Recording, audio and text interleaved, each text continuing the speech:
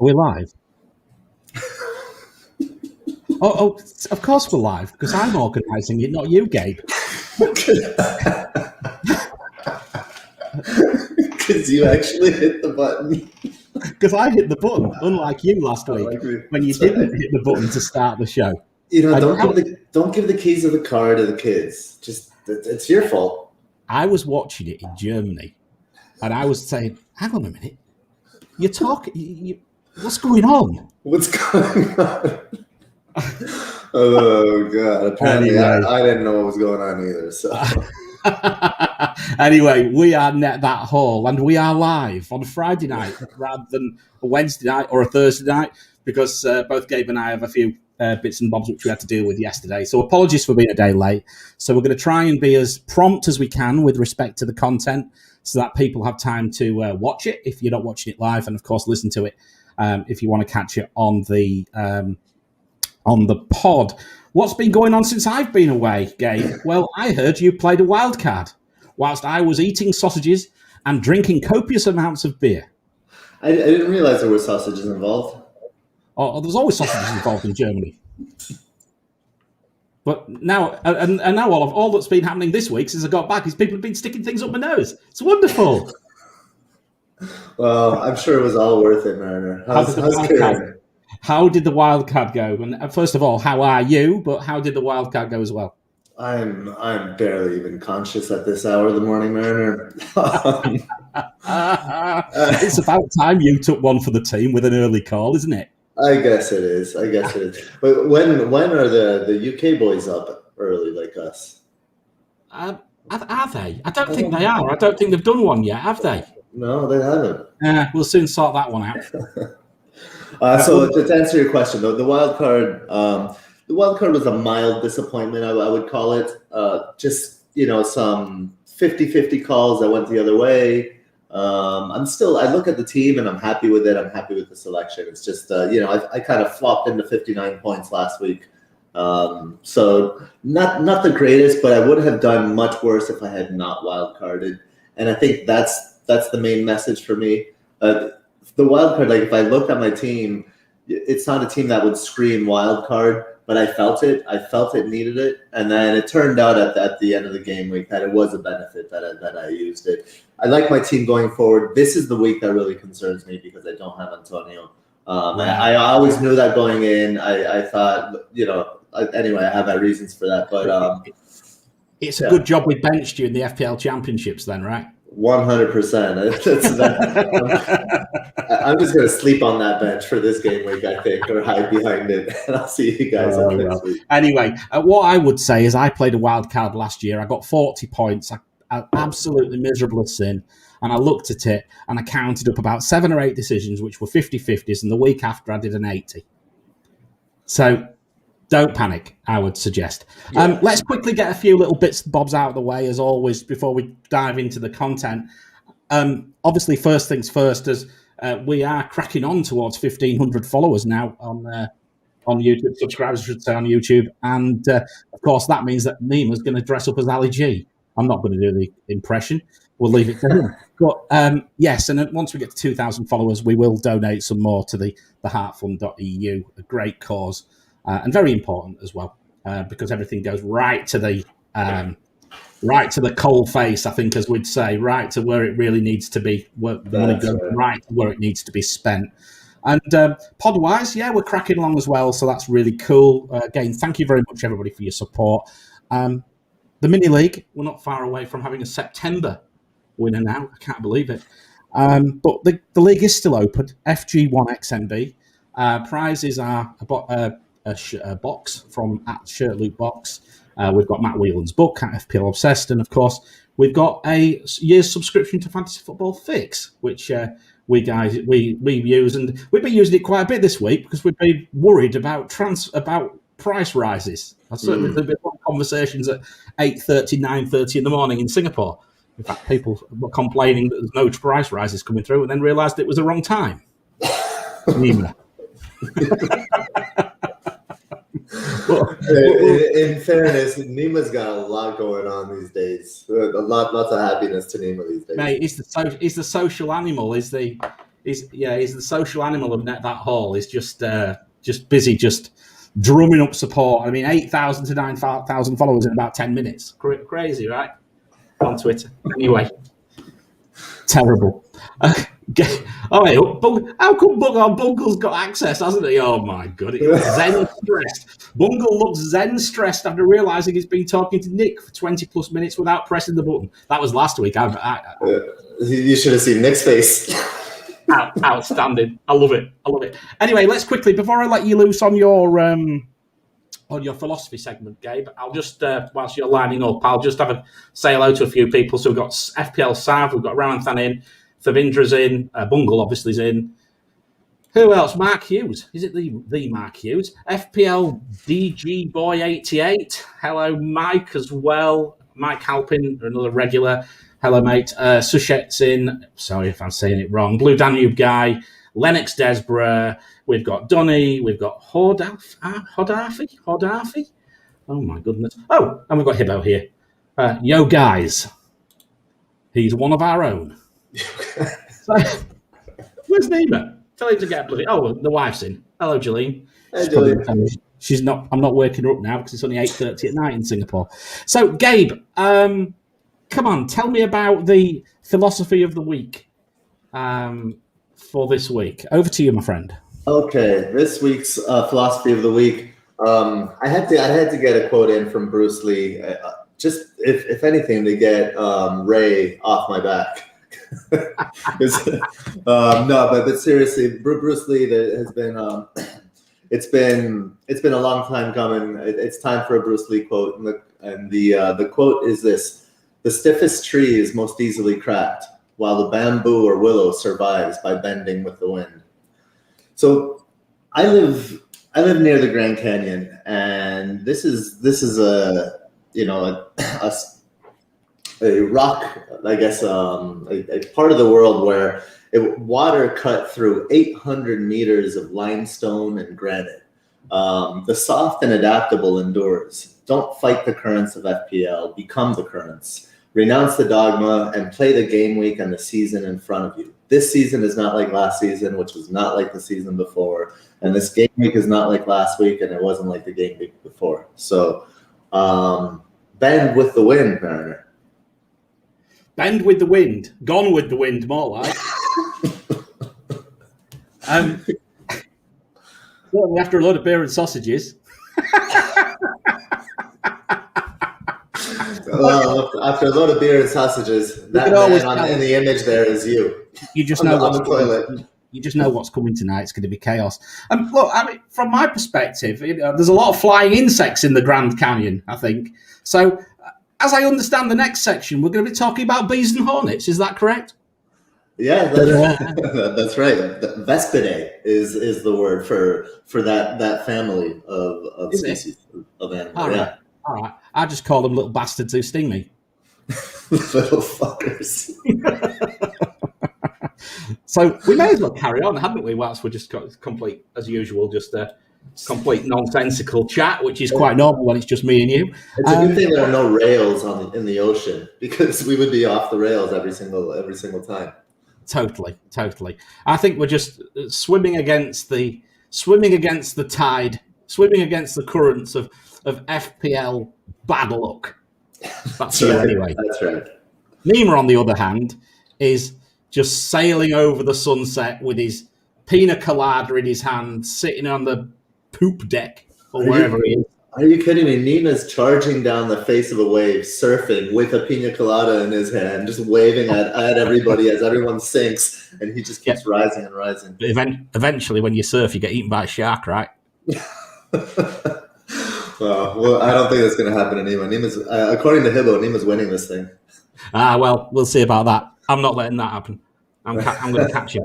Anyway, Gabe, let's go to the matchups. So you're going to talk about the Bees and the Hornets. So Brentford and Watford. Who would have thought that they would have made the matchup show on Gameweek 6?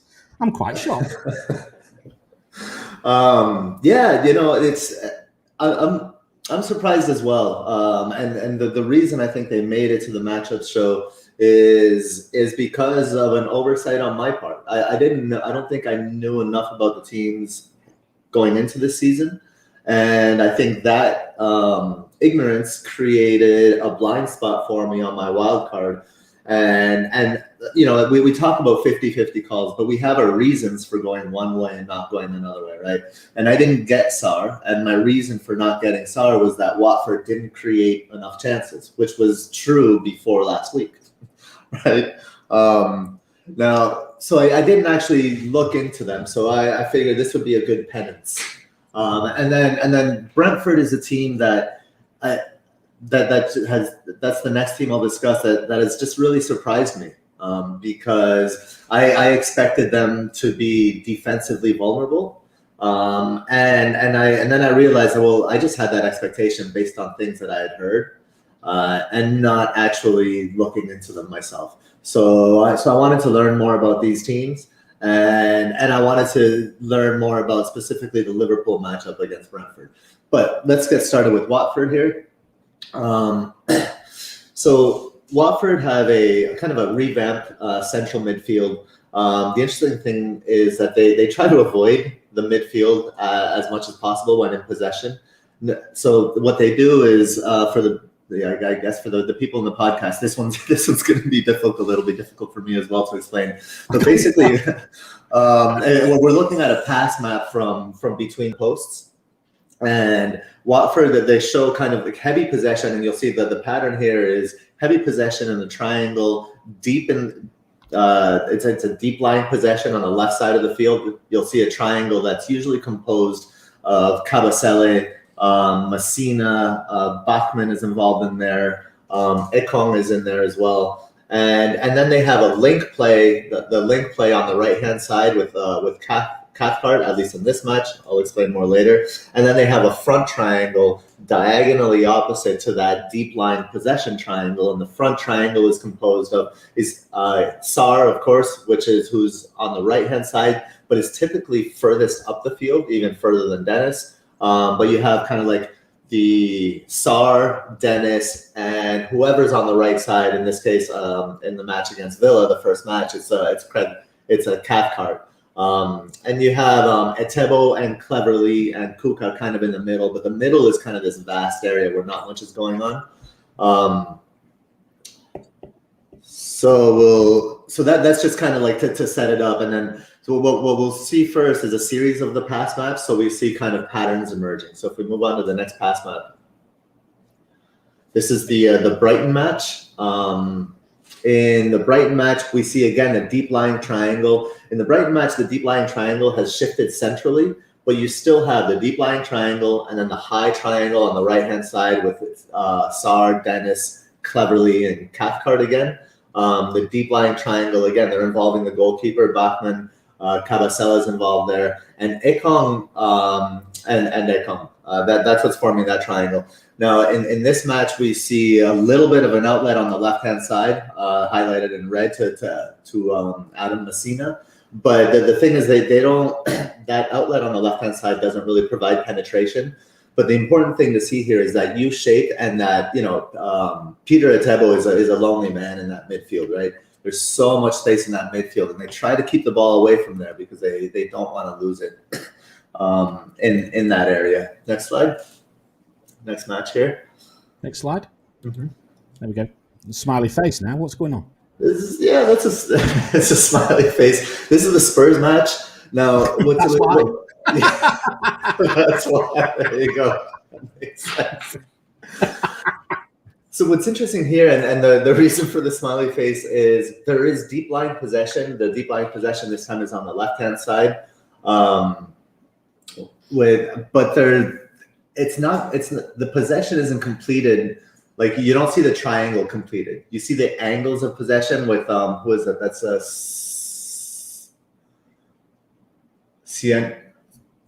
Francisco Siena, right?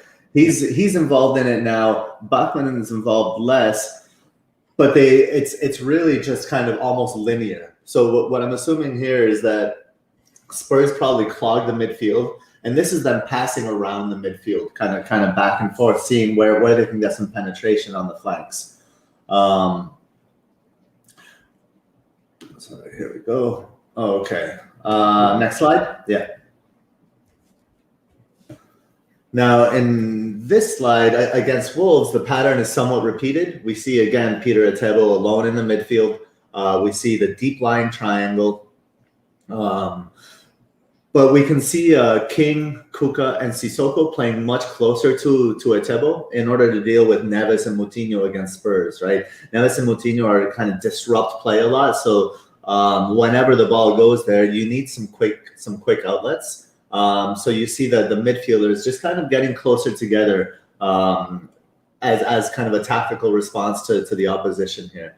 The focus of the passing is still around the outside, and Watford was finally able to find some more balanced penetration here as they exploited the left side, where through Danny Rose, where Semedo's playing. So the Semedo factor kind of allows that penetration on the left side. Now, the next match it's funny because my idea that Watford avoids the middle kind of goes to shit in the Norwich match, which is why there aren't any, like, there's nothing highlighted here. It's just this is the Norwich passing map, and you do see the outline of Watford trying to get the ball around the flanks. But Norwich are so bad that it's just such an easier matchup that the risk of playing through the middle is not as great. So Watford can link play more through these areas of the pitch. So you see Sissoko more involved, like Sissoko and Kuka kind of more involved, kind of deeper in central midfield, with Josh King cleverly combining and higher up the field in the central midfield. And there are more passes going through the middle now. In this matchup. So the perils of the system kind of show up in the stats. Watford have conceded the 6th most chances from the left. So that's 21 chances compared to the 4th fewest chances from the right. So I thought these chances were perhaps from being dispossessed. So if they're possessing in that deep line triangle kind of to the left, centrally but to the left, I thought that maybe they were being dispossessed when they possessed the ball there. But it turns out that most of those chances from their left side came from conceding corners, interestingly enough.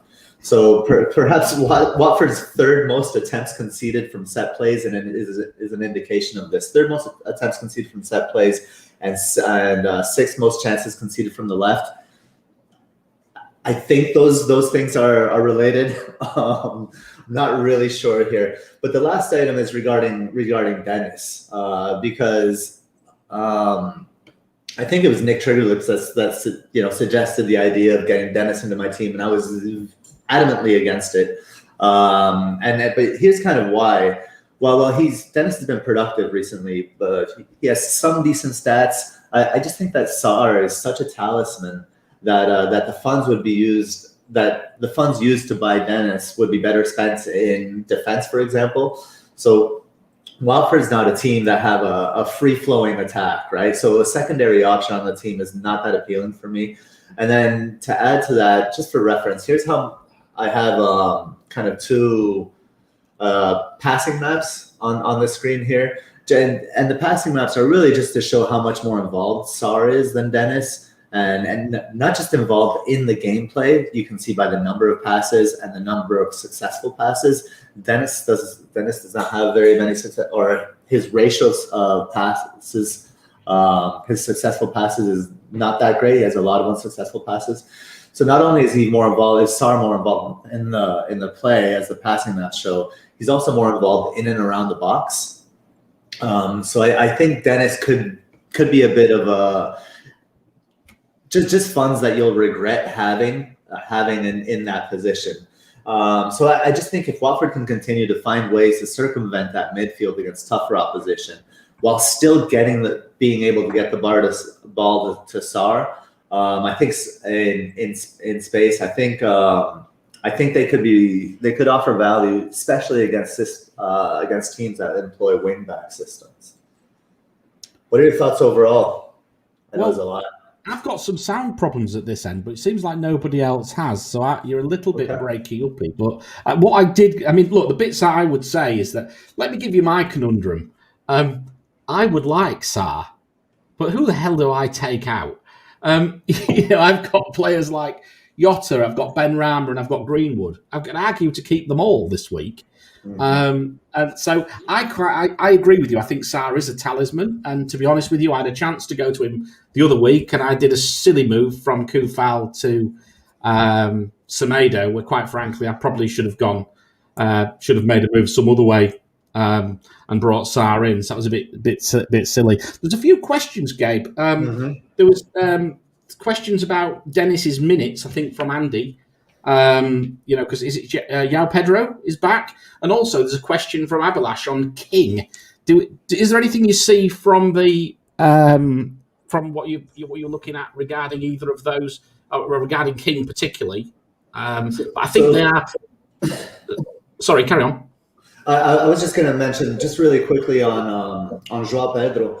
This is also the problem with Dennis, and this is my friend Steven at Sixth Goal has been beating this drum. The problem with Dennis is that his according to Watford fans, his place isn't secure because Joao Pedro is a very talented ex-Lively type of player, and Dennis. Watford fans are actually surprised that Dennis hasn't been rotated yet. I know Joao Pedro has been injured and he's just getting back into form. So I would expect some rotation there. And I want to see the different options there first in that spot to see how they all fit tactically. Perhaps Pedro offers something different from a tactical perspective than Dennis does. But I don't know enough about the two players with Watford because Joao Pedro was on no, it wasn't Pedro. Who was the one that was on loan in Spain last season? No, I don't know. No, I'm not sure either. There's another one in there that could be in the fold as well. So I think Dennis could be a rotation risk. Now, when it comes to Josh King, I'm just going to go back to my slides really quickly here. Can we move it back? Let's go back. So if you notice. This one's fine, and then I'll just go like kind of one by one. Okay. So Josh King is playing very much in central midfield, almost next to Tom Cleverley. He's typically at the deepest lying point of the diamond that's further forward. So he's the midfield kind of point with Cleverley of that diamond. So if you go back another slide. There he is again. You have King, Kuka, Sissoko right there in central midfield at one of the deepest parts of that front diamond. Go back again, of that front triangle. So here Josh King is further forward in the game against Spurs, right? But that's just because they've vacated the midfield completely against Spurs. They've really tried to avoid that and left Outtro there. Josh King didn't play against Brighton. I don't think he played in the first game. I don't think he did. Right. So I would say Josh King isn't really – he has a new role, and his new role is kind of to support the central midfielders to maybe be an outlet for Cleverley. So not a particularly good pick. Not a good FPL asset from what we've seen so far. Okay, cool. That answers that question nicely. I hope that was useful, Abalash. Right, the bees. The bees. I'm laughing at the gift that I used in the thread. I just Oprah screaming bees was really fun for me. So the bees. Let me get to the bees here. Okay. Let's do this. Here we go. So it looks like Brentford is going to stick with their 3-5-2 formation or 5-3-2 with an out of position and Mbumo partnering Tony on the front line, right?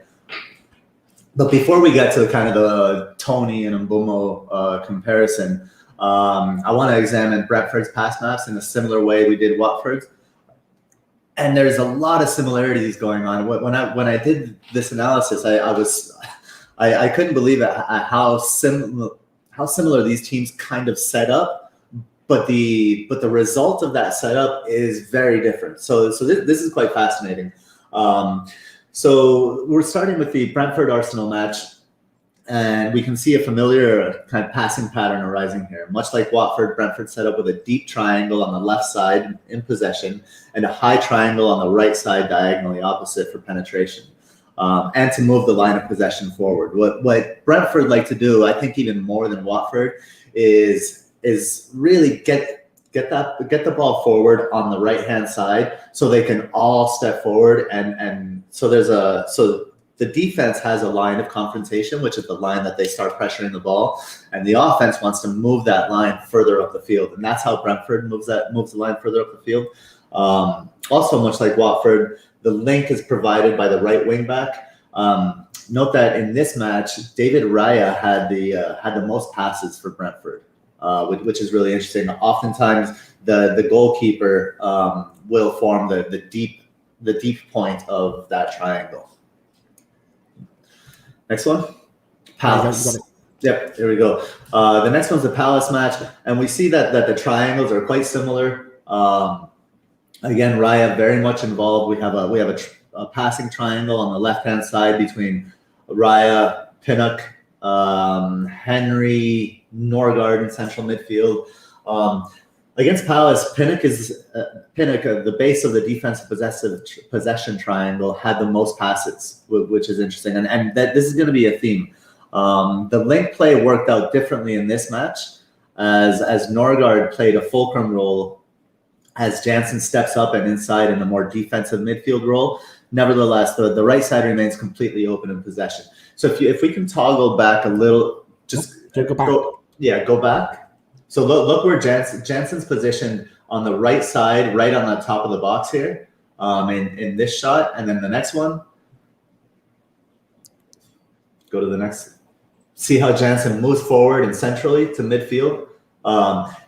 This is a common theme amongst defenders. A lot of managers are using defenders to step up into the defensive midfield role in order to push that line of confrontation further forward, which is really interesting. We've seen João Cancelo do it. We've seen other players do it. There have been rumors of Trent doing it, although I haven't really. It's a little bit different with Trent. But I just wanted to highlight that. We can move on. I believe we're on to the Villa match. Yeah. Well done. Okay, so against Villa, we see the possession triangles shift as the deep one goes more central. So the possession triangle is really right in the middle. Again, Ethan Pinnock with the most passes in this match. Brentford are drawing teams to them, then using the interplay of Ayer and Canos on the right, and more recently Norgard in the middle to penetrate opposing defenses. Now notice the heavy passing on the right-hand side between David Raya, Jansen, Ayer, and then Canos is usually in space. It's designed to get him space on that right hand side. But the deep line possession could be the most impressive thing that I've seen from Brentford, because it's worked. Because a lot of teams that come up from the Championship, right, they don't have the technical ability or the movement required in the Premier League to maintain possession in deep areas, and it's actually quite dangerous. But I think Brentford have done it really, really well. So Premier League teams that have confidence playing against Brentford because they're a promoted side will push into that triangle, and then that's when Brentford will kind of go around them, usually on the right hand side, to get the ball forward to link the play through Sergi Canos. Know how important Pinnock is. He has the most passes in the match against Villa, the most progressive passes received, and the most centrality. So Pinnock is very much the Brentford's creative hub, which is quite interesting for a player at his position. Yeah, absolutely useless asset for FPL. Absolutely useless. Oh wait a minute! I forgot this is FPL, right? Yeah. I stick to what I'm good at. I guess not FPL. And then I mean, just like Watford, Brentford throw a cog in all of my observations, and the match against Brighton is where all the patterns go to shit. Raya is the highest for XG chain in total, which is a total XG of every play the player is involved in. The front triangle, hold on a second.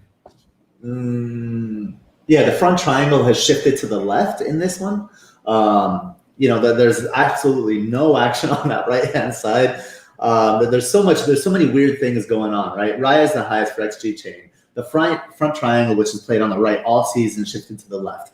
Ayer is somehow ahead of Canos, and so they've swapped positions almost. My sense is that Brentford found a pocket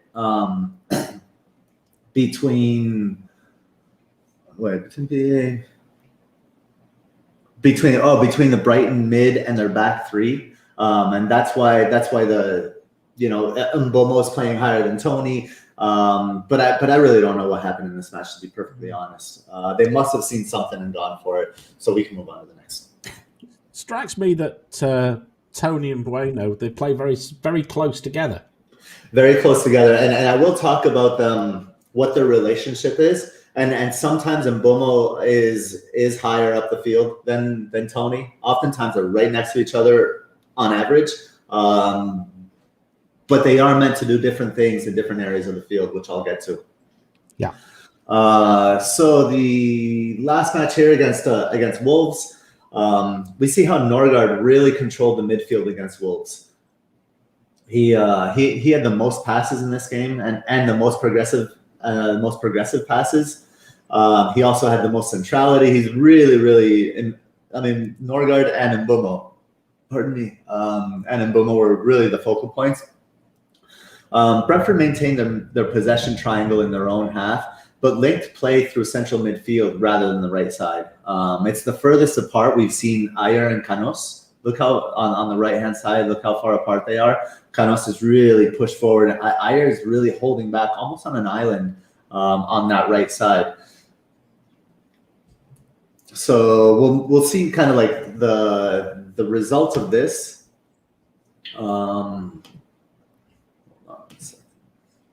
Is that the one you want? Are we? Yeah, this is the passing map. You're breaking up a little bit. I'm still struggling to hear you, so I'm sorry, guys, if I'm struggling to you're breaking up, yeah, but everybody else can hear you, but I can't. Okay. So hopefully, it seems like I'm not breaking up, but I think we've got some gremlins at this end today. We'll deal with the gremlins. They're always lurking, giving us thumbs down. So another thing to note is how close Tony and Mbomo play, like you mentioned. They are in similar areas and do similar things, albeit at different times. They both drag defenders horizontally to open space for Canos on the right. They also provide a focal point of penetration. When comparing the two, the passing map shows us that Tony is much more involved in the gameplay. Look how many more passes Tony is involved. For the podcast listeners, I have two passing maps up. On the left-hand side, we have Tony, and on the right-hand side, we have Mbomo. And the passing map for Tony is just a lot more lit up. He is a more focal point of the attack. If we go to the next slide, we see the passes received heat map from FF Scout. And it shows us that they receive a similar number of passes, but Mbomo receives them on the right side. And the right side of the field is an area that Brentford have designated for space. So Tony's job, while he's involved more in the play and is probably more of a focal point in the team, his job is much more difficult on the left-hand side because he's typically under pressure. The right-hand side, as we saw in the passing maps, is designed to just be pure space, which is why we've seen Canos like just flying in acres of space. That can be Mbomo as well. And it would speak to Mbomo as an asset. But if we go to the next slide, the next slide shows that basically that Tony can deal with that pressure. The nice thing about Tony is that he can withstand the pressure, and his finishing can certainly make up for that added difficulty. Tony and Mbomo have similar stats, except in a couple of areas that favor Tony. These areas are assist potential and finishing, which is the shots on target that we see there. So this is the player comparison on FF Hub. Mbomo has more big chances than Tony, which reflects the area of the field that he plays. He has more big chances because there's more space on that right-hand side. Brentford are set up to get Mbomo in that space. But when Tony gets a chance, he can certainly do more with it as he's better at getting shots on target. And Tony is much more of a creator, as we see with the elevated kind of XA and big chances created and through balls. So that's the comparison there. I think both could be could be good assets and at the right times. And this is all provided Brentford stay in their 3-5-2. This is a 3-5-2 analysis only, not their 4-3-3. I was going to say it's probably not the right time at the moment because of the fixtures turning, should we say, quite nastily against them. Liverpool at home, West Ham away, Chelsea at home, Leicester at home, next 4 before Burnley. So, but I still own Tony, and I think I'm going to start him this weekend. I think he's Tony's a start on. If you own him, I say he's a start pretty much every week. Why play him? Why own him if you're not going to start him? So he's definitely playing, and I think he might get something as well. There we go. We'll come on to that in a bit. So, Gabe, that's great. I'm just looking if there's some comments in here. FPL Dallas. I came here to learn how ineffective Sarr is against a back 5. I'm not sure if that's hope or a genuine question. I mean, I think the hope is that it's a back 5, and the fear is that it's a back 3. If it's a back 3, you're fucked. If it's a back 5, there's hope. Yeah, and also comment about Pinnock. He's been picking up the bonus points. He's been mopping bonus points up if they keep a clean sheet. And that's the thing with players like Pinnock. I think you have to play them every single game week. It's like the West Ham assets last season. They maybe didn't have the best defense, but when they kept a clean sheet, I think Pinnock is going to wrap them up every single game because he is the hub, the creative hub. Yeah, it's remarkable, isn't it? Are they going to be the Sheffield United of this season?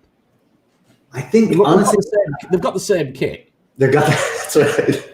I honestly think they could be. The reason I think they could be is because they can link play from the deep triangle to the forward triangle through the right wing back, or they can link it through central midfield now as well with Norgard. I think Norgard's been playing really, really well. So just to have that flexibility, I think shows sustainability. Cool. All right. Well, thank you very much. And you can pick more information on. It's also been on All About FPL lists, isn't it? Yes. It's also been published there, and it's also on Twitter. If you want to go and look at the remarkable GIFs that Gabe's been posting this week. I do have fun with the GIFs. Yeah, I know. I did notice. Anyway, so whilst we're on about All About FPL, I'm just going to exercise my vocal cords for a second and. Just say, what are you waiting for? Are you craving more FPL content? Then look no further than allaboutfpl.com. Head over there for weekly articles from some of the top content creators on the planet. So what are you waiting for? Head over to allaboutfpl.com, the website for all your FPL needs. And I see Surya was on the Who Got the Assist? He was. Pod this week. It was a great show. He did a great job on that show, yeah. I'm going to have to apologise to Tom. I haven't got around to it yet. I've been too busy having COVID tests. I might try and listen to it tomorrow on a walk.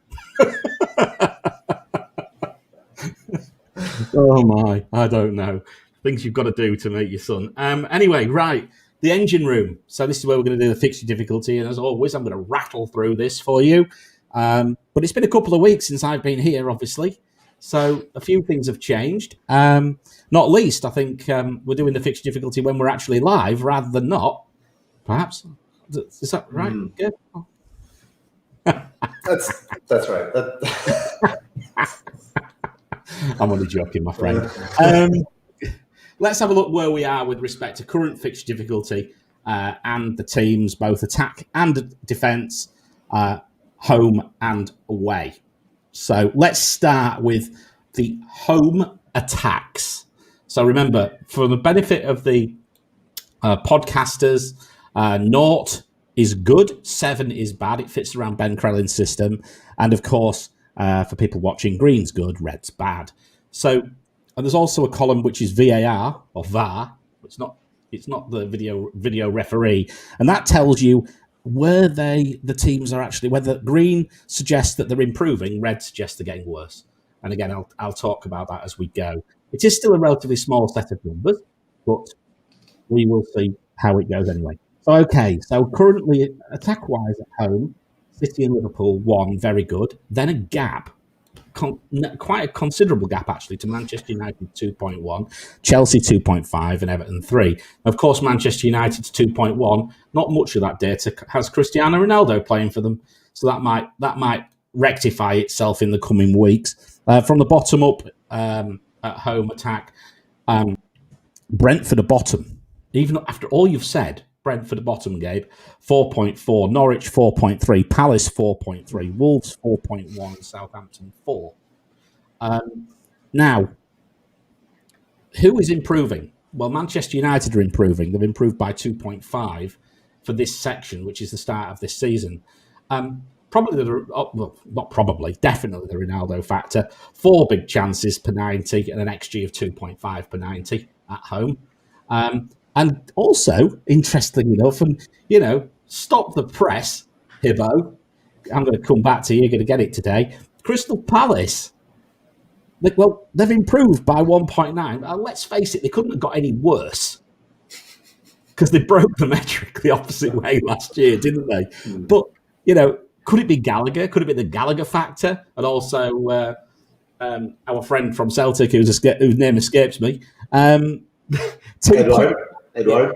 Yeah, Edward. 2.5 big chances per 90 and 1.5 XG per 90 as well. So, Crystal Palace are still down there, but they are improving. They are showing some green shoots of recovery. No doubt because of the Selhurst Park factor, which is a thing that I made a big thing of at the start of the season or pre-season about fans, how important it is there. Okay, and worse, who's got worse? The attack dog is going to get released again today. Last week it was Arsenal. The last time I was on, I was getting Arsenal. This week it's Leicester. I'm going to get after Brodge. Why on earth isn't Outtro playing? They have got worse by 3.1. They have a 0.5 big chances per 90 at home and an XG of 0.7 per 90. Has he been on the sauce or something? What on earth has gone wrong with Outtro? Apparently he said he didn't want to play extra time the other night because it was cold. I actually thought he broke the net he nearly broke the net with that shot. It was such a powerful shot. I reckon he's so pissed off with Rodgers. He's like, right, you know what? Fuck you. I'm just going to smash this. I mean, and rightly so. I think Rodgers is making a fool of himself this season. If the owners, the Leicester owners, I mean, they should be furious. Why aren't you playing Iheanacho? Why did you buy Patson Daka? Why do you keep setting up the way you do? Why do you keep playing Harvey Barnes, for fuck's sake? It's not very often I'm lost for words, but I'm lost for words with Leicester at this moment in time. I really am. I mean, there's some teams who are doing poorly. You can probably excuse them a little bit. Well, a little bit. Let's face it, Leeds haven't had a great start. Maybe second season syndrome, but they've got Harrison with COVID. They've now got no Bamford as well and things like that. But they're also particularly bad at home now. 2.8, 0.5 big chances and 1.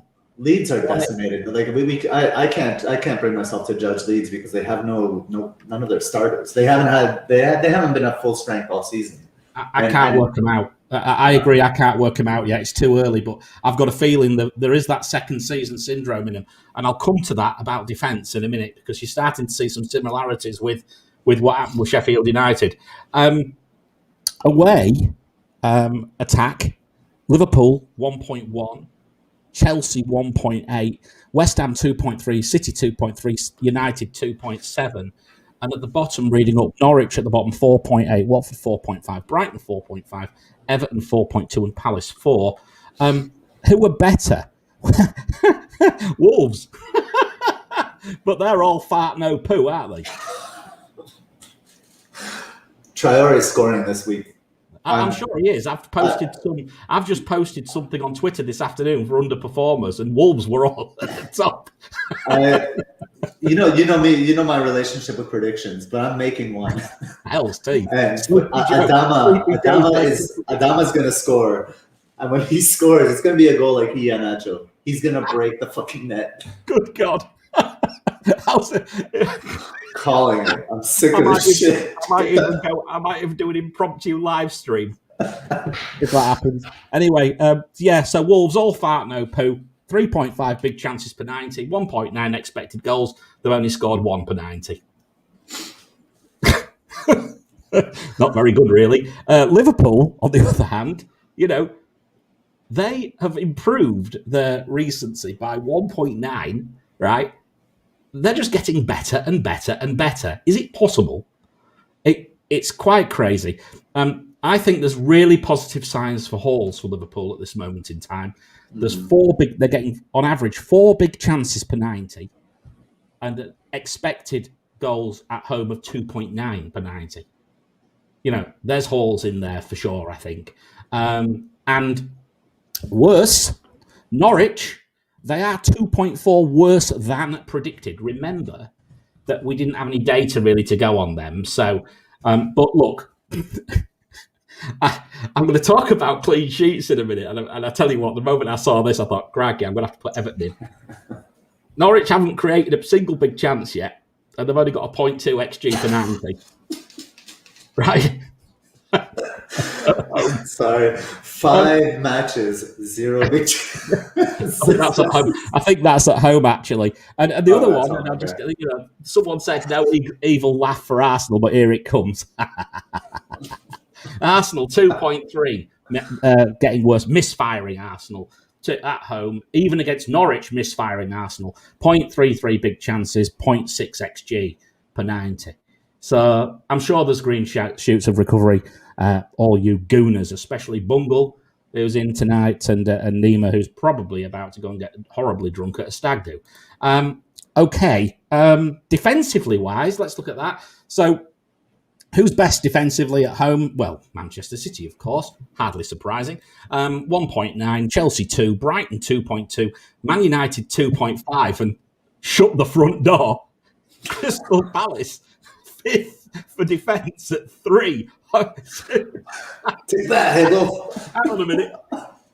There's my chair collapsed and a few other things. I need to, we need Gareth Bale. We need the fanfare here. My chair just collapsed. Yeah, well, my bloody chair collapsed as well when I saw this. Hibbo, where are you? Are you going to own a Crystal Palace asset ever? We're going to be fucking with Hibbo all season. We are. He shouldn't have said that in pre-season. But what the fuck, Palace? Improved by 3. Good God. 5th in defensive ranks at home. Again, the Selhurst Park factor. I'm convinced of it. At the bottom, reading up, Norwich 5.2, Newcastle 4.6, Leeds 4.3, Southampton 4.3, and Watford 4.2. Obviously, we've got the same caveat about the variance. Brentford, this is where we're talking about Sheffield United again. Mm-hmm. Brentford, 4.2 better than predicted, but still only 4.2 in the actual. That's how bad you had them. That's how bad we had them. But interestingly, no big chances conceded at home, and 0.7 expected goals conceded. But let's face it, Arsenal had about 350 shots. I mean, I think if I was in the crowd behind that goal when Arsenal was shooting, I'd be suing them for damages because there's more chances of being hit in the face with the ball.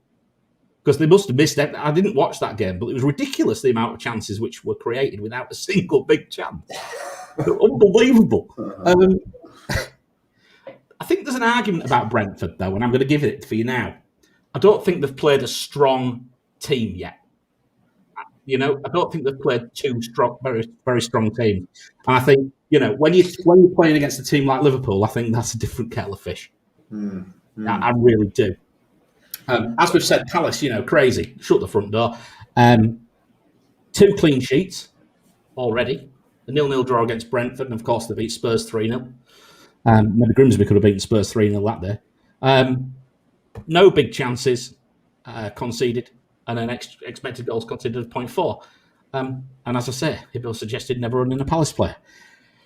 I'm interested for my wildcard. I am interested, guys. I have to say, I've got my beady eye on a goalkeeper, perhaps.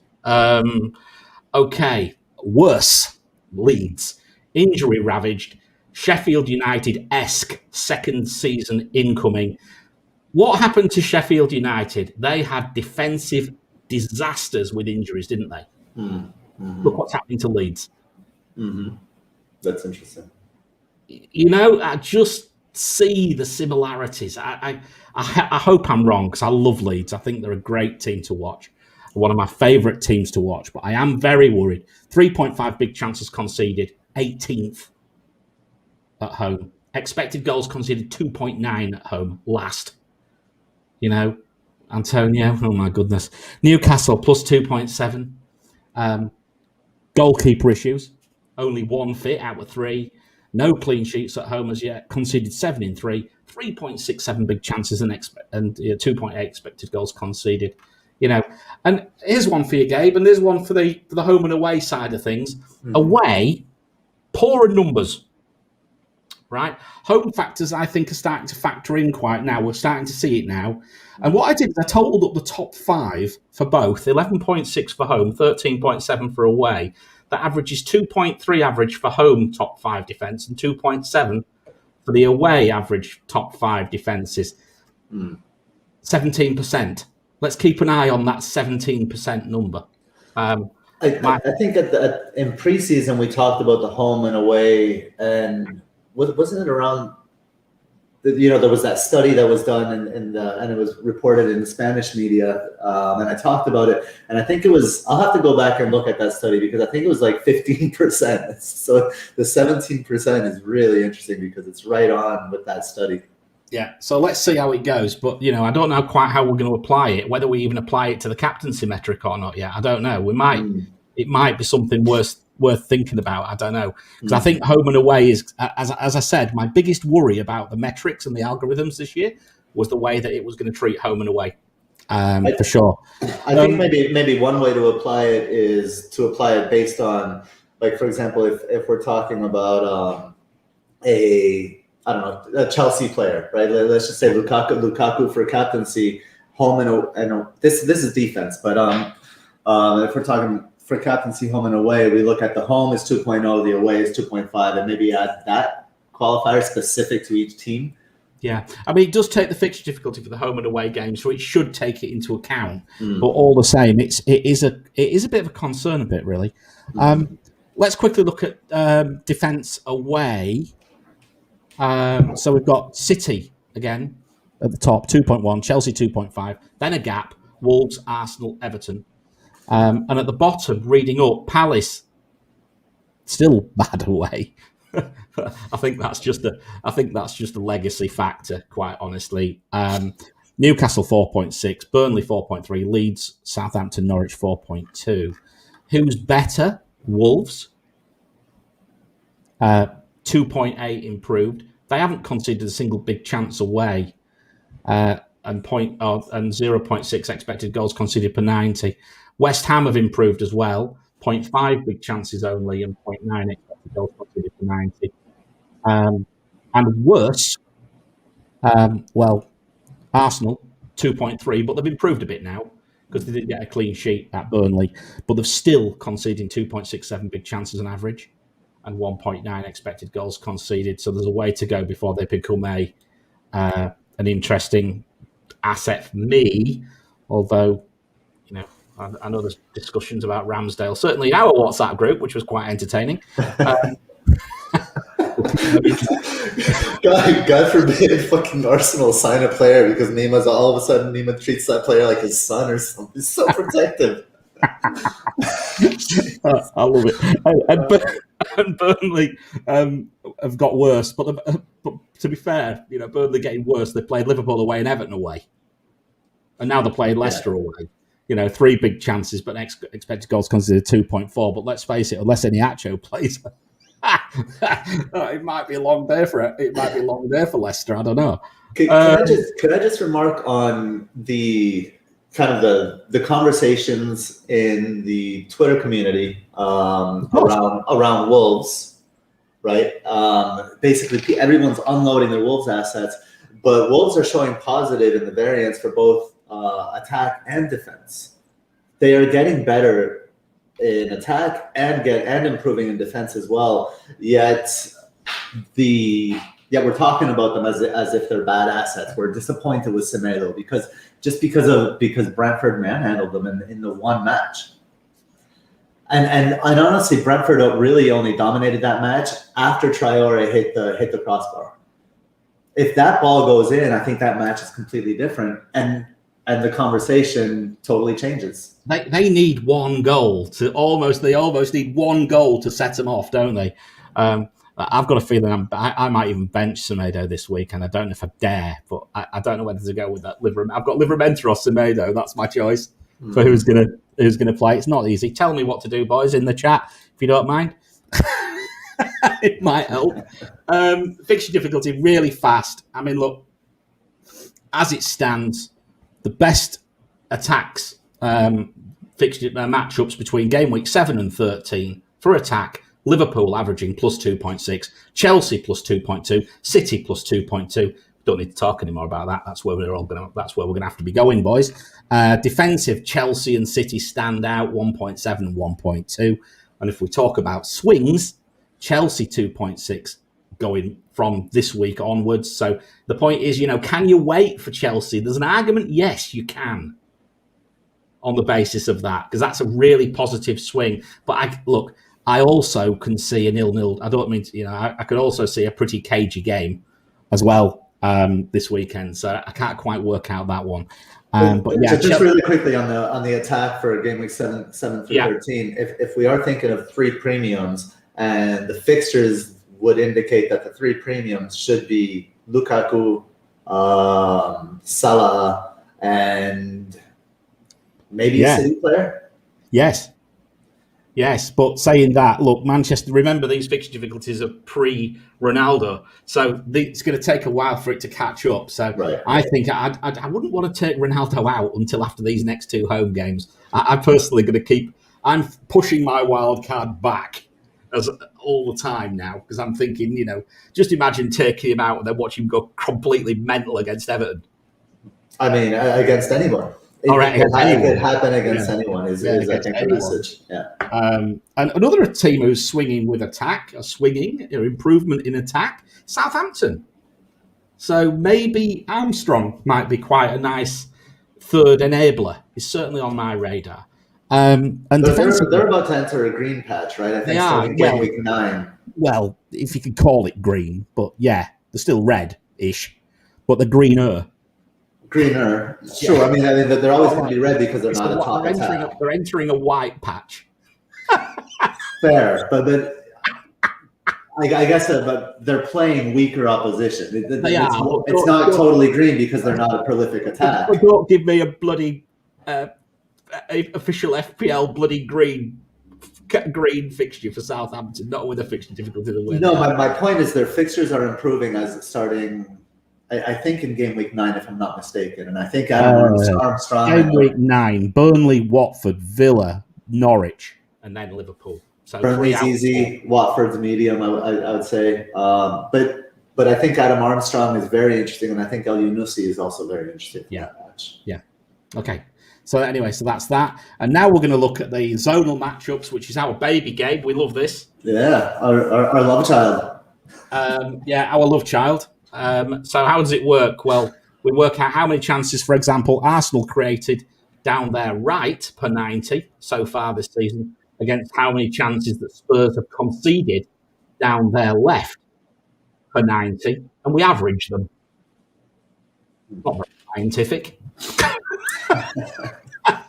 And then what I do is I put my usual colours in. Green means good and red means bad. All right. So let's look at the matchups by zone for this week. Who looks good? Well, Liverpool, Mane and Robbo down the left. +5. They're expecting 5 chances down the left on the basis of the data available. Arsenal. Now, Tierney's flagged, isn't he? I'm sure he is. I wrote it down. Tierney's flagged. So I'm not sure. Who's going to be playing down there left further up? Probably might be Aubameyang, might it? he tends to drift out, doesn't he? I think there's we'll have to get actually Bungle, if Bungle can answer Bungle, that in the chat. I think Aubameyang could stay central, but I don't feel qualified to answer that question. Yeah, well, no, me neither. Bungle, answer the question for us, please. Who would we use? What the hell? It's our test tube, baby. Who's that? Like Akeem, so for our zonal matchups, it's our love right, child, okay, our test tube, baby. Yeah, I was going to say I'm confusing the living daylights out of me. Anyway, I hedged my bets, Gabe, because Arsenal have also got a good matchup. Sorry, let me finish on the left side. Sorry, yeah. Arsenal 4.5, West Ham 4.5. So Cresswell 4 nowls. Ben Rama, if he drifts out there, which he does a bit, doesn't he? The thing is, what I would do is I would compare it to the matchups on the other side, in the center and the right? So 4.5 versus 4.4 is about the same for West Ham. So I don't think they'll lean on the left side necessarily. They've just got good matchups. They've just got very good matchups because, let's face it, Leeds aren't very good. Right. But if you look at Liverpool, with Liverpool, there is a difference. Yeah. Right. Yeah, that's true. Yeah, Liverpool noticeably. So Liverpool 5 left, 3.8 centre, 3.8 right, as you said.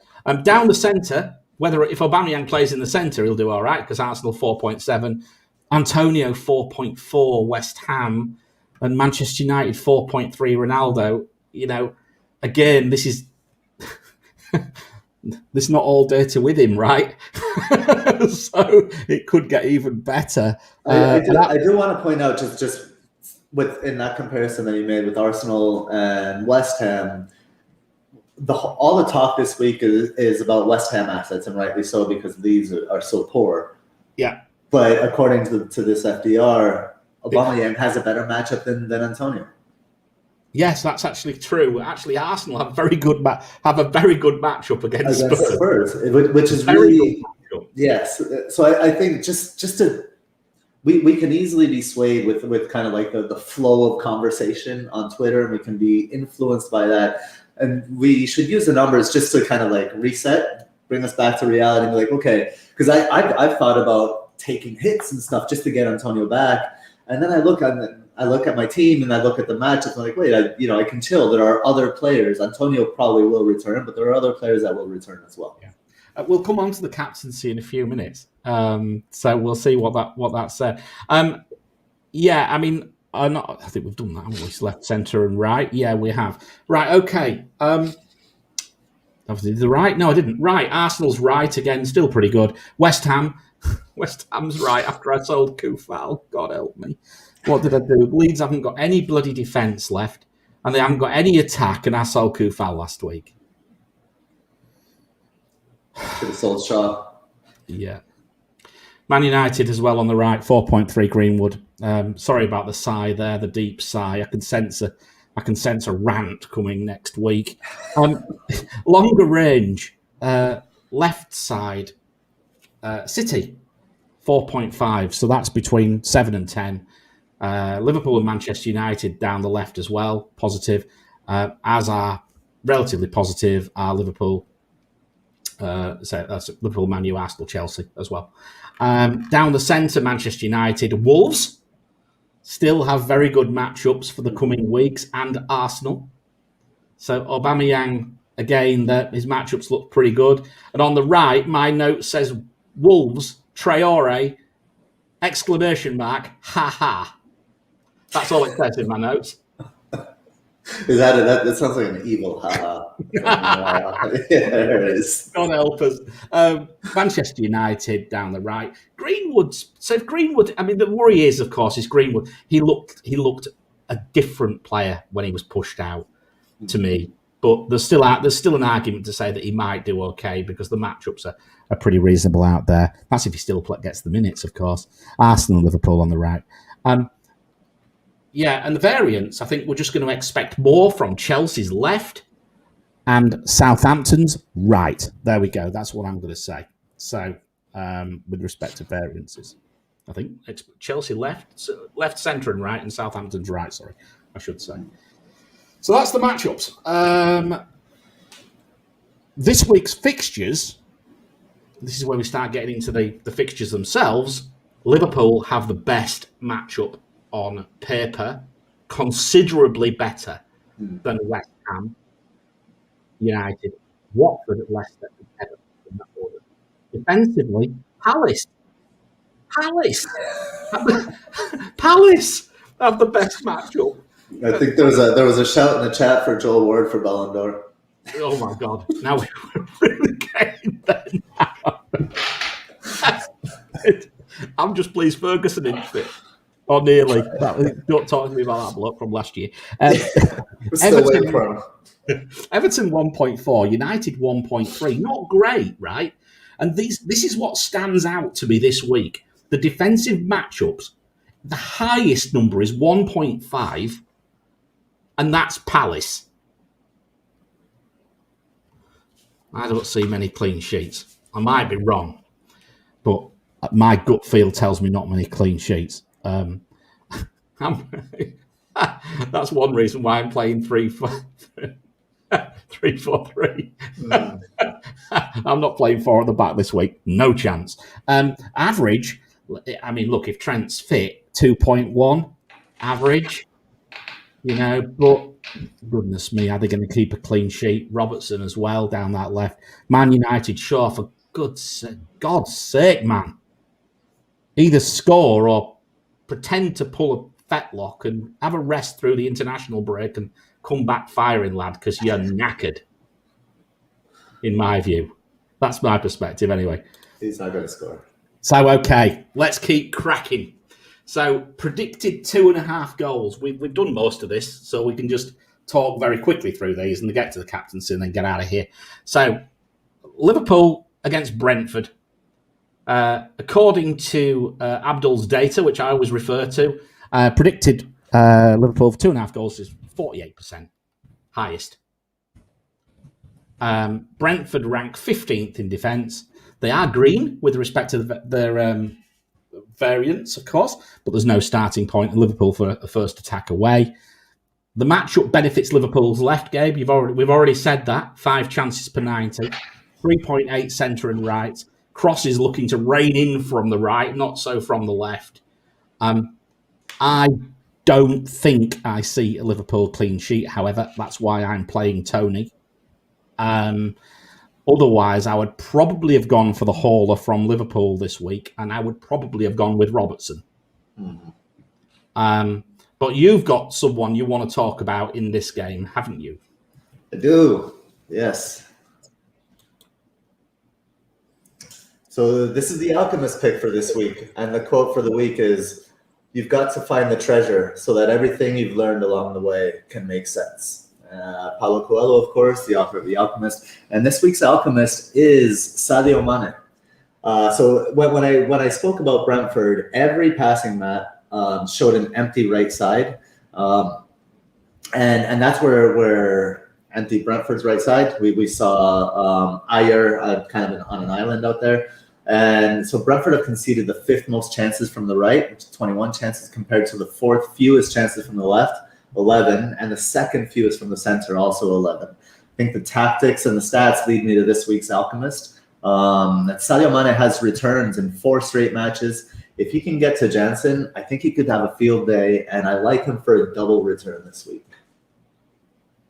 I've mercilessly stolen your Alchemist for my captaincy pick on Fantasy Football Titan as well. You've sold it to me completely, and I was too damn lazy to do any other research.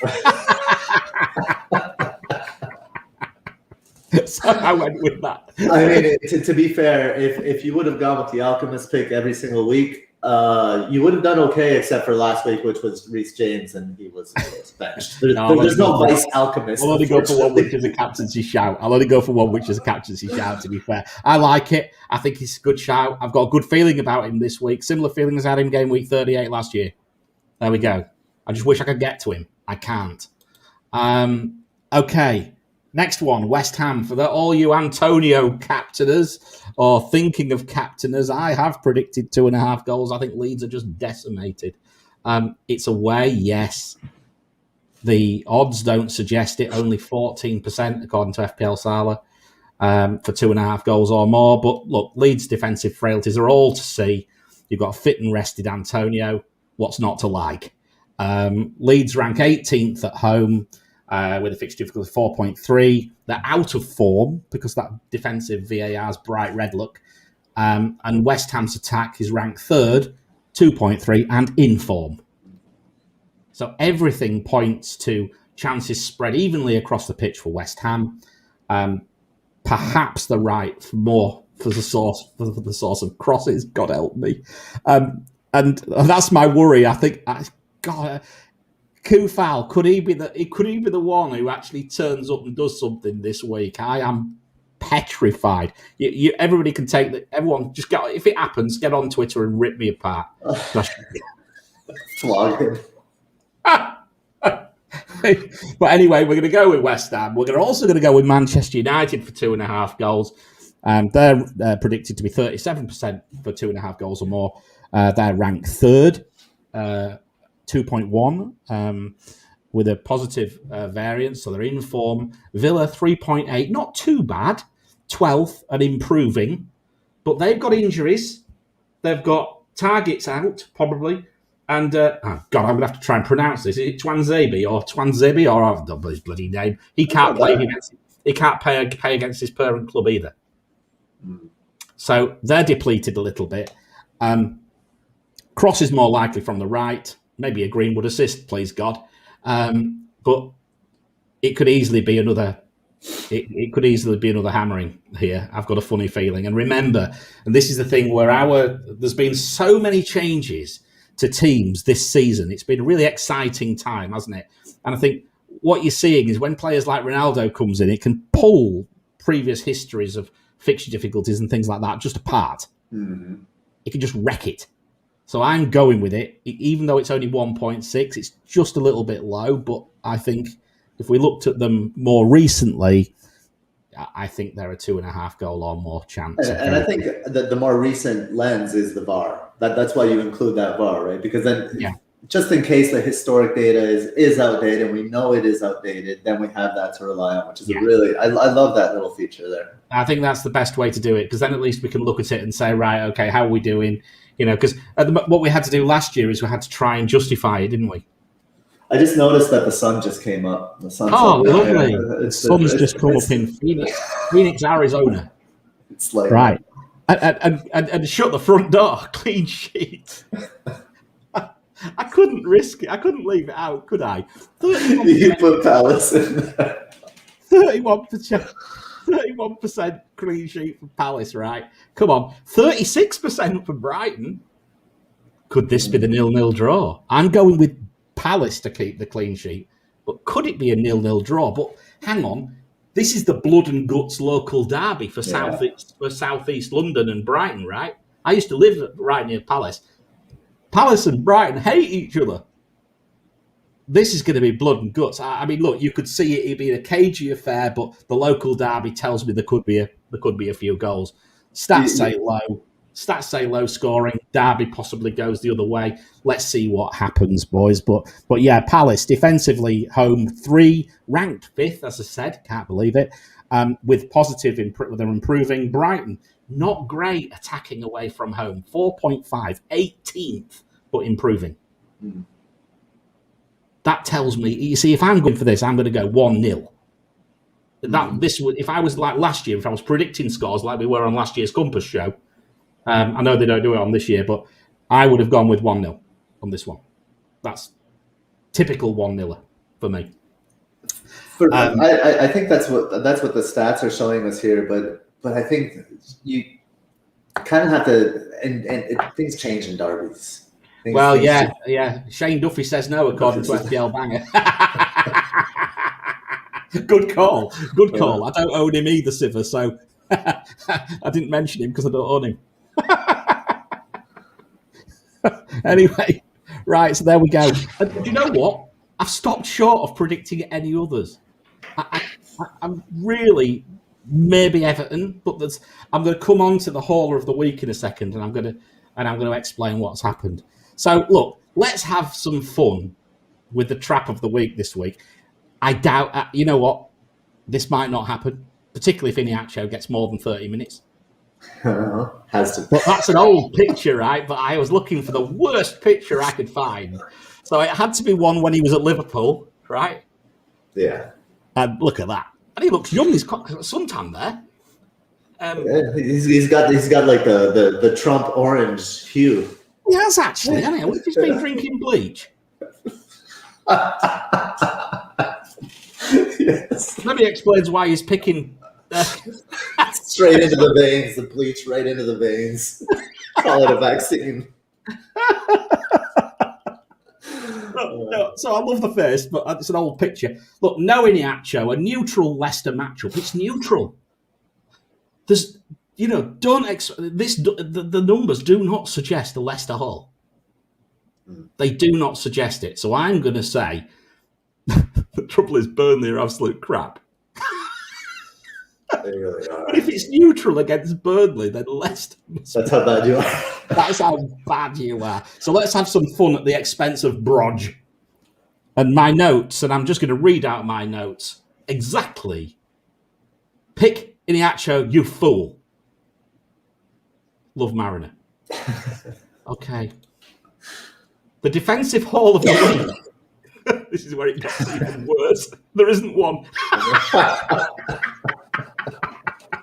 We couldn't find one. We spent half an hour yesterday talking and we couldn't find one. Look, I'm going to tell you who I'm opposing. I'm opposing Liverpool defence. They've conceded one big chance per 90 and expected goals conceded of 1.1. They're at Brentford. It's going to be rocking. Tony's in form. Wouldn't be at all surprised if Liverpool don't concede. I'm going to oppose Everton attack because of injuries. So I'm thinking that they might get a clean sheet against Norwich, but I'm not sure that we would get a defensive hauler. Remember, we're looking for a defensive hauler here to score against Norwich. I'm not sure I see that. I'm going to oppose Leicester attack, I've told you, 0.5 big chances per 19.7 XG. And I'm going to oppose Manchester United defence. They've had 1.5 big chances conceded per 90, expected goals conceded of 1. Have you seen Watkins' numbers? Good. So very good. Well, what about FPL Dallas here? So he's calling for the Zonal Haul. Probably because he owns him. Probably, but I'll tell you who I think. I think Armstrong's got a good chance of getting something this weekend. So, you know what? Semedo Hall, that would probably happen, Mr. FPL Dallas, because he will be on my bench. Perfect. It's probably going to happen, isn't it? It's almost definite. Interesting. Look, tell us who else. Who else do you think? Dean won't Hall is injured, I think. As far as I know, he's injured. Is Dean injured? I thought he was. Ankle injury midweek in the cup, but we don't know his status for the weekend yet. Yeah. Reece James? Reece James, well, could you predict a Chelsea defender will haul against Manchester City? I mean, I do think that they are like they nil-nil draw. I could see a 0-0 draw. Yeah. But if you can see a 0-0 draw, I mean, it's just a stretch because of the matchup. But if you can see a 0-0 draw, then you can see a James potentially return. But we're not going to call that. Look, he could go in off his ass. Anything's always a chance, right? It's not. No, he's not Luke Shaw. No, that's true. So anyway, right. So we do have some news on. Have we got some comments? Dean is okay. Well, there we go. That might be the one then. That's from Ignatius Bryan. Thanks, Ignatius. That might be the one if that's the case, because I didn't know that when I did these slides. To be fair, Ignatius is a fantasy Bundesliga friend, so I'm glad to see him in the chat. Well, I'm pleased to say that I managed to go and see Bayern Munich thrash Bochum 7-0 last weekend, so that was quite entertaining. Right. Actually, it wasn't. It was really boring. I don't think I'd bother going and watch another game. Okay, we're going to have a look at the algorithm. So let's keep moving.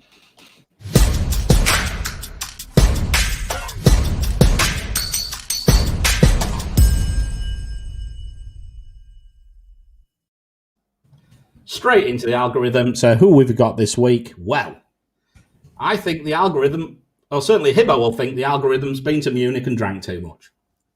Because the algorithm's going with Palace as well. In fact, this is what started me thinking about Palace. The algorithms actually picked 2 Palace defenders, but one of them's what's his name? Guay? I can't pronounce it. G-U-E-H-I. Tell us how you bloody say it. I don't know if it's gay or Guay. I'm not sure. I don't know. Someone try and pronounce it in there. Let us know. But it's gone for Gaeta in goal as well. Double Wolves defence. Semedo and Marcelo sub. It's gone for Trent and Cresswell. Obviously, Trent's flagged. We'll see what happens with that. Across the midfield, Salah, Jota, Doucouré, Sarr, Benrahma. No. Salah, Jota, Doucouré, Sarr, and Benrahma. Yes. Salah, captain. Sarr, sub.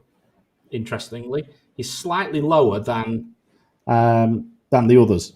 I don't know why, but we'll see how that goes.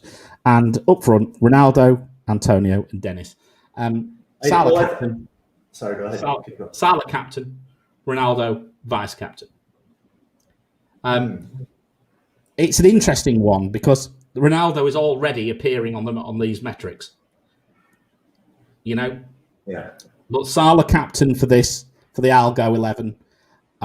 So that again suggests that it's coming down to this matchup. The issue is it's away. Right? That is the challenge here, right? Mm-hmm. It's an away fixture. Is that going to have the impact on Liverpool this week? My bet is no. They've already put Norwich to bed quite easily away from home. It's not an easy place to go either. First game of the season, but they did it. So can they do it to Brentford? I think so. Can they finish better than Arsenal? I know so. Arsenal had so many chances against Brentford. That's almost what gives me the confidence. What do you think, Gabe? A couple of things I want to note here. I think Doucouré is above Sarr because of the matchup on the left-hand side. Doucouré plays on the right side of central midfield, and Norwich are particularly weak on their left side. So I think the Algo is probably seeing Doucouré getting some action there. It is interesting with Newcastle being so vulnerable defensively that Sarr is on the bench. Don't ask me. I just print what it says. But yeah, let's see how it goes. But look, I may go through. I may prefer the 3-5-2, and we've talked about the unlikelihood of a clean sheet. To be honest, I didn't think about that, but I could have done that. But the thing is, what I would normally do with the form, you see, because even the form's down. So I was looking for a reason to change it, but I didn't. But anyway, so that's where we go. Let's see how we did last week. Week before last, we didn't do very well at all. I'll update it in a couple of weeks and show how we're doing. Notice we didn't do any predictions last week, so we've not done them this week. We'll go to the captaincy. Well, what's happened since I've been away? Well, there's been 2 game weeks. The Antonio sending off hurt a lot, Gabe. I know it hurt you a lot because you went with the metric. I, for the first time this season, didn't go with the metric, and I got it right. Because I went with Ronaldo. But yeah, Antonio -2. Proper kick in the bollocks, that one, isn't it? Well, that one, I'm ranked right now about 126k. If I would have chosen a different captain, like I went from 24k to 126k. I would be close to 10k without that captaincy. This is why I don't like these I don't like these captain points. I think it's almost a bit unfair sometimes. I know it's an important part of it. No, it says Salah vice captain on here. It wasn't vice captaining. I just never changed it because I was in Munich, so I forgot all about it. But no, he was actually the captain anyway of the algorithm last week, wasn't he? Yeah, and still. It took me, like I always said, it took me more than. I think it took me 9 game weeks last season to surpass 80 points. so to do it in 5 is pretty good this year. That's success, exactly. Success, but yeah, the metric's still got to do some catching up yet. I'm still confident it'll do very well, but yeah, that Antonio, and we'll come on to Antonio in a minute, but that's one of the concerns I've got with Antonio is he is prone to blanking. It's Hall or blank with him, huh? Correct. Okay, let's look at the captain metric. So bear with us.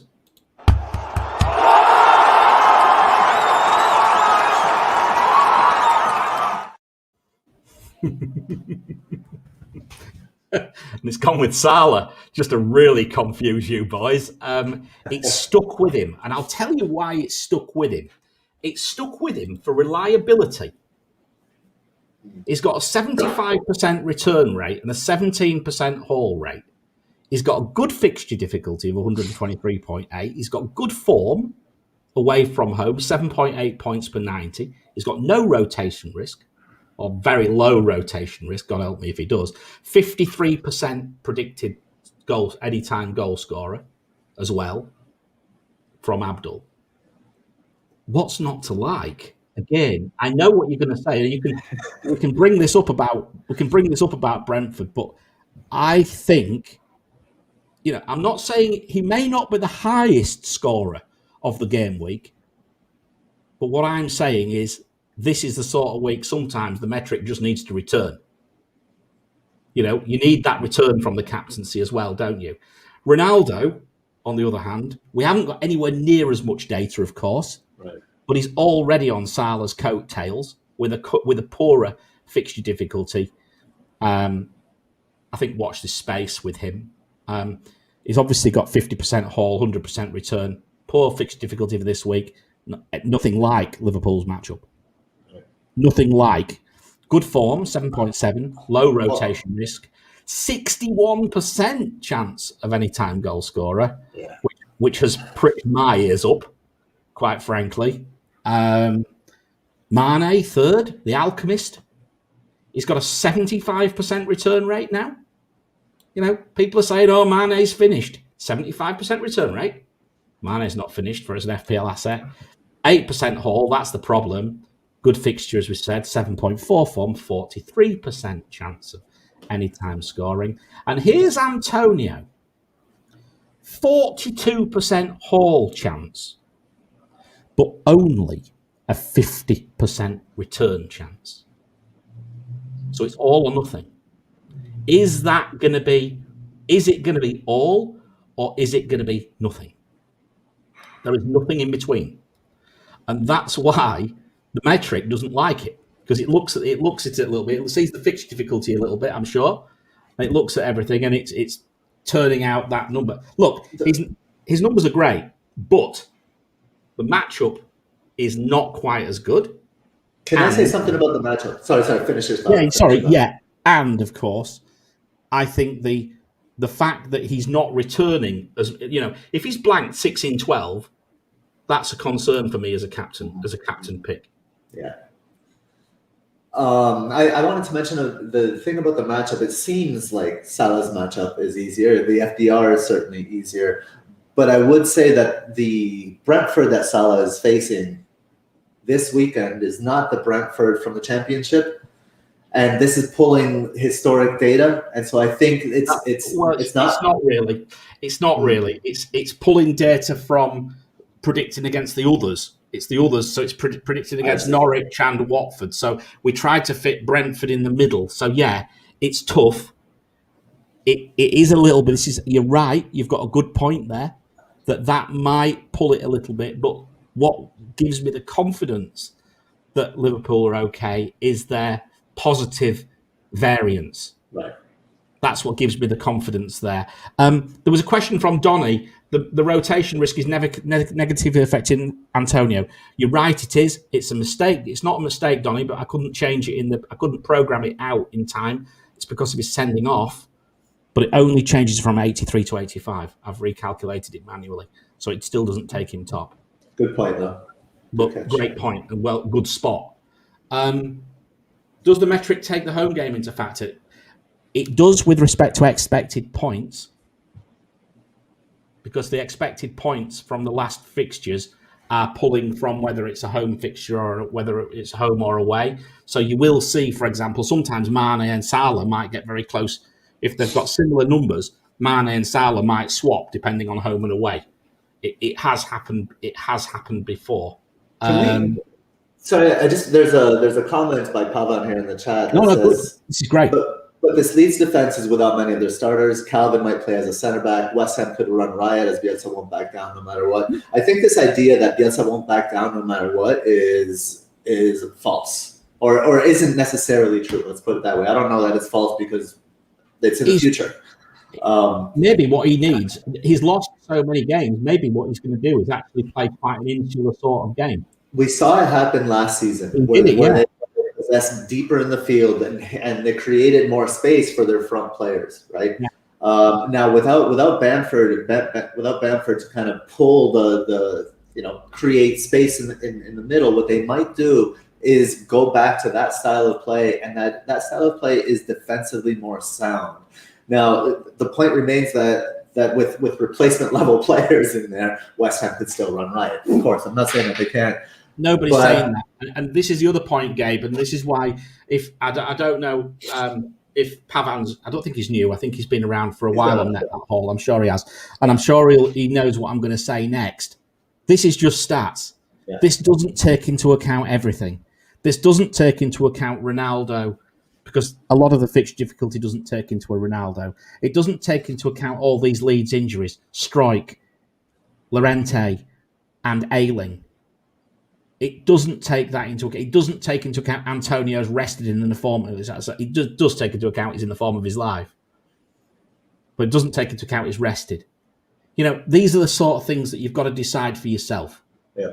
Now, I'm in a fortunate position in many senses this week because I own Salah, Ronaldo, and Antonio. So at least, and I think a lot of us do. So it's not going to kill you. Now, so what am I going to do this week? I'm going to back Ronaldo. And the reason I'm going to back him is partly because of my rank, which is around 9k, and EO. I'm looking at expected ownership. I think he's going to be highly captained, and we can see that from even our own little poll, which 56% of our poll suggested they were going to captain Ronaldo. It could be even, if you think about the masses, right? Who are the masses going to captain this week? Probably Ronaldo, is my view. It'll be very interesting to see what happens in the top 10k when we drift over past deadline. But look at this. So Ronaldo top 56, Antonio 24, Salah 19. This will be the first week that I don't go with the metric. Yeah, and it'll be my second, actually. But normally last year I was chasing the metric all the time. This time I'm in front of it. The metric's chasing you. The metric's chasing me for once. But anyway, look, the metric is the metric. We'll still keep posting it. We'll still keep, seeing if we can improve it in any way. I'm not too worried about it at the moment, but I have to say, we did say with Antonio, the blank was going to come. He's not going to score 500 points a season, right? It was going to happen at some stage. But, to not pick him on the basis of the fact he's returned, 3 in 3 or 4 in 4, then, it's a flawed thought process, in my opinion, as well. Let's see how this idiot cat does this week. So he was giving Salah, Antonio, and Ronaldo. So let's see who this fool picks.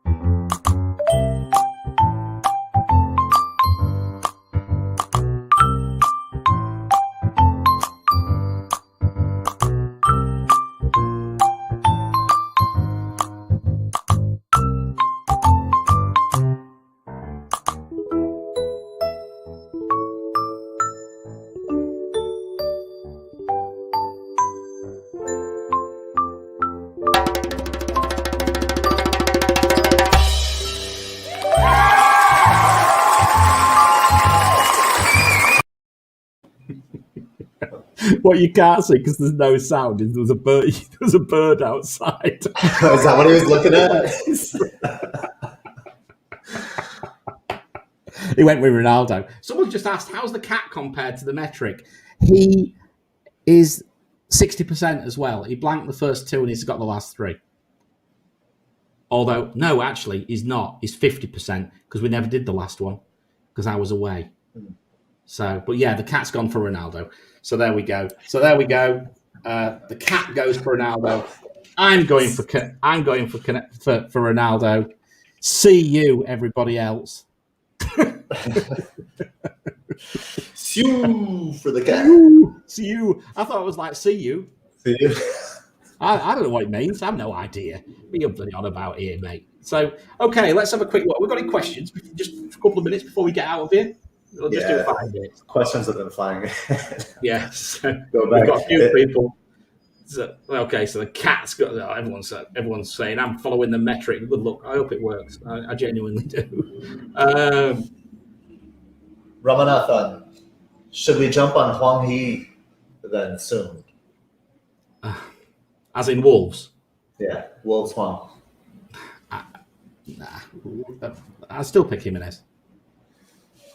I don't know. I think not yet, but it might be. Maybe keep an eye on Huang because Huang could provide that physical presence that Jimenez is kind of like moving in between pockets of space. Yeah. Where Huang will just take people out and maybe that's what they need. If whatever starts working for Lage, that's what he's going to go with, and it could be Huang. Without a doubt. But I mean, looking at those numbers which I put on Twitter earlier on, and if anybody wants to check it out, please do. I posted the numbers based on expected involvements and actual involvements and expected points and actual points, and the three, Trincao, obviously Traore and Jimenez are up there. Yeah. Right. In fact, Wolves are up there. Yeah. You could have a lot of fun. It's seriously looking at them. Another question from Ramanathan. Can Bachmann start this week? I'm worried for Melier. So you own both. So on the Bachmann front, I'm going to refer back to our friend again at 6goal on Twitter. He's from preseason. He's been clamoring for Foster, for the 38-year-old Foster to start. That's how bad Bachmann is. Bachmann, we spoke of his XG prevented last week. I think he had a better game recently, but I think it's Foster's spot. Sorry, Ramanathan. We've got one here, especially for Nick. Is Gray going to haul off black? So Akeem, just so you know, on this show from now on, we refer to him as that prick Gray. That's yes, that prick Gray. Yeah, that prick Gray's ruined my that prick Gray for all the pricks on Twitter. It's ruined my day.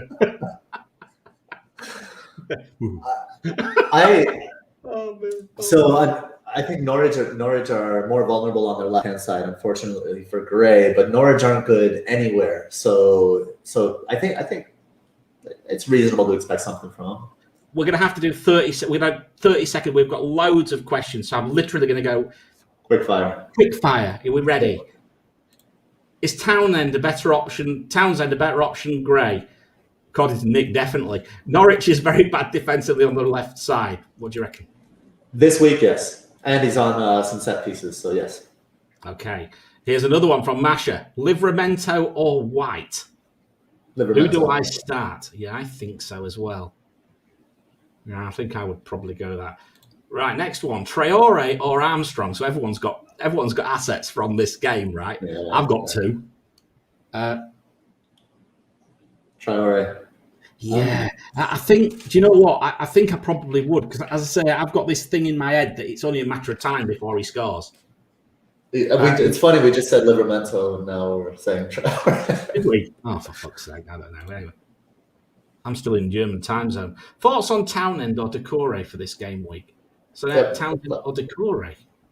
I like both of them. I like Doucouré more as a player, so I might favor him just because of some bias, but I like both of them on that right-hand side. This is a good question. If I had 2 transfers, which I don't, I'd be interested in this one because I'm thinking I'm not probably going to make 2. I probably won't make a transfer this week. Sell Jota for Sarr. Probably going to sell Jota next week anyway. Interesting. Makes me think about that. I mean, with 1 transfer, no. If you have 2 transfers and need to use 1, maybe. Yeah, I think that's fair. For FPL Banger, is Bamford to Dennis too short-sighted? If you're planning on a wild card soon, then no. The thing about Dennis, as people have mentioned, is that he could be risk of rotation, but we haven't seen that yet. So, yeah. I mean, if you could go even more short-sighted and get Salomon Rondon. Well, you could in a great matchup. I mean, it's a bit worrying when you start talking about replacing Bamford with Dennis and King and people like that. I mean, for me, Venezuelans. For me, Jimenez or Armstrong for me. If I was looking at it if I'm looking at it for a longer term. I'm not into Jimenez yet. Not for me. That'd be where I would go anyway. Here's another one. I have Webster and Ayling. Do I do James and Livramento this game week? Well, Ayling's out. And Webster's out as well. Out. James and Livramento this week. I have Tierney, who is now fit. TAA and Shaw. Tierney's fit? Well, apparently that's what Bungle said. Webster and Ayling, James and Livramento. Don't know. It depends. If you have 1 transfer, then no. Then save it. If you have 2 transfers, then maybe, as long as it's part of a broader plan.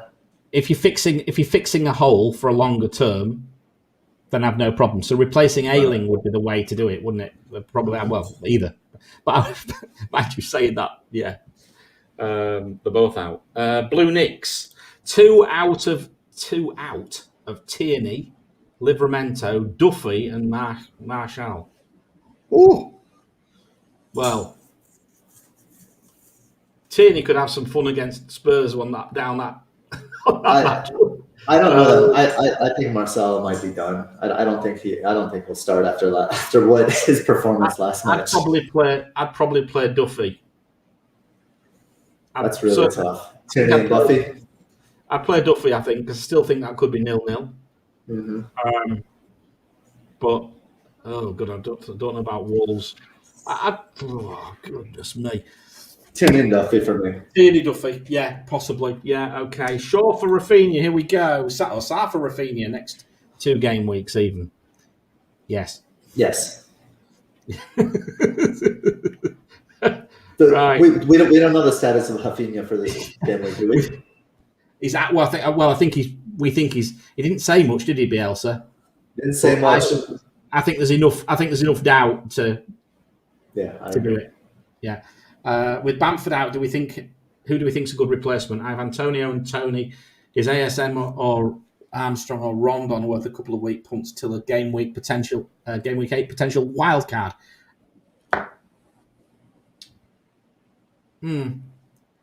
So Maximan's playing fairly well at the moment. Armstrong's fixture against Wolves isn't great.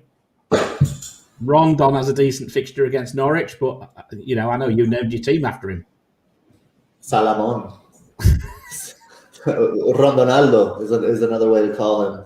Yeah, I mean, I don't know enough about Rondon, to be quite honest with you. He's a very underrated player. He's actually a really good number 9 in a great matchup, but that's very, very short term. Yeah, I don't even know if he'll get to game week 8. He's talking a couple of week pub, but next week it's Manchester United, right? Right. So, ASM. Yeah, I think so. Yeah, I think so. Saint Maximin. Yeah, okay. Can I know Carlo's ex-prevented goals? Yes. 9 saves and 3 bonus points versus Leeds. Darlow. Did you check it? Yes. His XG prevented is minus 0.1, so neutral. Okay. All right. let's try and just pick another couple out here because we're really rushing. We've got Akib, Pookie, or ASM. ASM for me. Yeah, I'll Pookie. I mean, Norwich haven't created a damn thing all season, so yeah, ASM. I just thought Darlow or Ramsdale. Well, I know who you're going for. Yeah, you have to go Darlow. I think there are goals in the North London derby. Yeah, double defenders from Chelsea in a couple of weeks is my answer. Yes. Are they asking which ones? Which two? Or double defenders? Just double defenders. We'll say yes. Who would you go for? Who would you go for? I would go for Rudiger and James, unless I am absolutely convinced that Alonso plays these easier fixtures. Then I might go Alonso. I'd agree. Okay, Torres, hold or sell? For me, sell. It's team dependent. If you have no other fires, sell. But I can see people having other things, more important things to do. Yeah. Best options if Rafinha's confirmed out, probably Sarr. Yes. Sarr, Doucouré. Yeah. Akib's asked about 20 questions, so I'm not going to answer this next one, Akib, but I'll answer it I'll answer the Edward question on Twitter for you. Best Bamford replacements. I think we've already covered that, haven't we? Yep. Okay. Right. Is Bamford to Armstrong? People are saying. And FPL Dallas is going to finish it off by saying Darlow keep a clean sheet this game week. Interesting. We do have one more here. There we go. From Aaron. James, Cancelo, Semedo. Start 2. Oh, bloody hell. You know what? I think I'd just be tempted to start the big boys there. Yep, me too. James and Cancelo. There's a 0-0. There's a possibility of a clean sheet. One of those could get a clean sheet. Yep. So that's probably where I'm going with that. They're just better players. They're better assets in general. When in doubt, just start the better. And we've not said it all night. We're not like Nima who says smash like and get out. I have typed it in the chat a little bit. Did you? That's all right then. But Ranthan there says smash like before leaving, guys, because please do, because that is that. Gabe, I would like to thank you so much for getting up at 5:30 in the morning. Well, that's when we started. I got up. You started at 5:30 in the morning in Phoenix. So thank you very much, buddy. I can't thank you enough because otherwise we'd have been in a bit of a mess this week, I think, wouldn't we? A little bit. It's all right. But not to worry. And yeah, guys, I think that's it. We're going to knock it on the head because we want people to have chance to be able to listen to this, and we've only got 24 hours. So we're going to knock it on the head now. What else can we say? We want you to net that haul this weekend. We want you to get some green arrows. Please keep in touch with us on Twitter. Please keep going in the comments and remind people to come to the channel itself. Get active in the channel. That's where we're trying to bring people to it. What do we got on next week, Gabe? Who's on? Who's on? Do we know? I have no idea what's going on. God, is it Harry? Is it Harry? Oh, Harry. Harry's on the Compass show. That's right. Harry, FPL Tips is on the Compass show. FPL Tips is on the Compass show on Monday, probably, unless it's Tuesday. I don't quite know what day the guys are doing it. But Nima's going to have a monstrous hangover because he's gone for a stag weekend. Yeah. Hibbo's just put a new kitchen in, so I dare say he's just going to sit and drink Guinness in it all weekend. But I'm going to dry up from my sausage and beer fest. Gabe, I'm sure you'll have a great weekend. I think all we can really say from now on is thank you very much, guys. And I'm going to play you out with Nick Triglips and the Grey Rant. Thanks a lot. We'll see you real soon. Bye, guys. Yeah. That's devastating. Next on pod.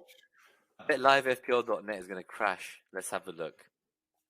Oh, wow. The average and the safety score have gone way up. Having DCL out and then having that prick grey score, it's just like... ruined my fucking day, though. You know, you get It's ruined my day too, to be fair. all 10 midfielders blank, don't they? And you just know that fucking Gray's going to come along and fuck up your game week. On a Monday night. Except all the pricks on Twitter who've all got him. That's the only people you were. 99% of people posting on Twitter tonight will have him. All the rest will have turned off. Or Gameweek. All the best, guys. Take care. Bye-bye.